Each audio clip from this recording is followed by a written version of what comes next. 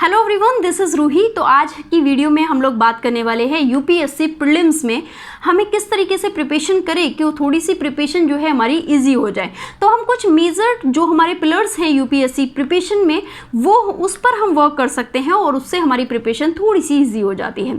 तो UPSC prelims की अगर हम बात करें तो यूपीएससी जो प्रीलिम्स है वो यूपीएससी प्रिपरेशन का सबसे अगर मैं बात करूँ ब्रॉड फेज है, या फिर इसको पार करने के लिए आपको बहुत सारी मेहनत लगती है क्योंकि इसका जो सिलेबस है वो बहुत ही ह्यूज सिलेबस है। तो कुछ ऐसे पिलर्स हैं जिन पे आप वर्क करके आप इसको थोड़ा इजी कर सकते हैं। तो हम बात करने वाले हैं इसके 3 मेजर पिलर्स के बारे में। सबसे पहले हम बात करेंगे पीवाईक्यू। पीवाईक्यू पे आपको बहुत अच्छे से वर्क करना है। आप अगर बहुत अच्छे से पीवाईक्यू को कर जाते हैं तो आप देखेंगे जब आप एग्जाम दे रहे होंगे एग्जाम हॉल में तो आपको लगेगा कि यस, ये क्वेश्चंस तो हमारे रिलेटेबल हैं, हमने पढ़े हुए हैं। अगर ऐसा नहीं है, आपको लगता है कि यूपीएससी जो क्वेश्चंस है वो रिपीट नहीं करता है, तो आपको एक और सजेशन देना चाहूँगी कि यूपीएससी में जब आप पीवाईक्यू लगा रहे हो तो पीवाईक्यू के ऑप्शन पे आप डीप स्टडी करिए। आप देखेंगे 100% जो ऑप्शन पे आपने डीप स्टडी करी है उन ऑप्शन से आपको जो क्वेश्चंस मिलेंगे वहाँ कहीं ना कहीं आपको कनेक्टिविटी दिखाई देती है। तो आप लोग क्या कर सकते हैं, ऑप्शंस पे अच्छे से डीप स्टडी कर सकते हैं। तो पीवाईक्यू आपको करना है। फर्स्ट पिलर आपका कंप्लीट हुआ। अब बात करूं मैं आपसे सेकंड पिलर की, तो सेकंड पिलर भी यहाँ पे बहुत इंपॉर्टेंट है जिसको हम बोलते हैं बेसिक।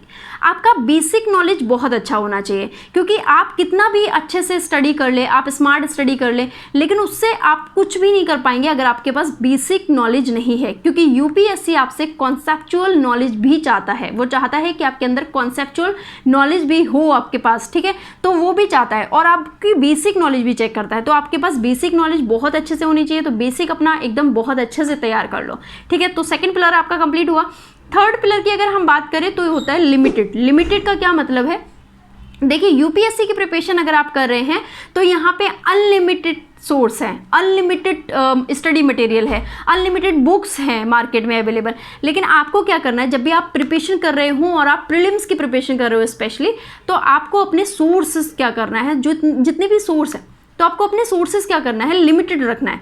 जितना आप लिमिटेड रख लेंगे आप उन पे ही क्या करिए, एकदम फोकस करिए, खुद पे बिलीव करिए, अपने जो भी अपने मटेरियल इकट्ठा किया है उन पर भी थोड़ा ट्रस्ट बनाइए और अपनी प्रिपरेशन को अच्छे से करिए, बार बार उसी को रिपीट कीजिए, प्रैक्टिस करिए, लेकिन आप अपने सोर्सेज को लिमिटेड रखिए, उसको बढ़ाइए मत। तो आपके ये 3 पिलर हो गए। आपको फर्स्ट पिलर देखना है पीवाईक्यू, सेकंड देखना है आपको बेसिक, और थर्ड पिलर आपको देखना है भाई लिमिटेड। तो आपके ये तीनों पिलर पे अगर आप अच्छे से वर्क करते हैं तो आप अपनी प्रिपरेशन में देखेंगे आप बहुत कुछ अच्छे से कर पा रहे हैं और थोड़ी आपकी जो प्रिपरेशन है ना वो थोड़ी इजी भी हो जाएगी, जर्नी भी आपकी ठीक ठाक हो जाएगी। तो यूपीएससी का अगर हम प्रीलिम्स की बात करें एक ब्रॉड फेज है क्योंकि यहाँ पे 5 से 6 लाख जो एस्पिरेंट होते हैं वो अपेयर होते हैं, जबकि यहाँ पे 10 से 11 हज़ार ही जो एस्पिरेंट हैं वो सिलेक्ट होते हैं प्रीलिम्स में, ठीक है, यही क्वालिफाई कर पाते हैं। तो प्रीलिम्स को क्वालिफाई करने के लिए आपको एक बहुत बड़ा यहाँ पे कंपटीशन दिखाई देता है।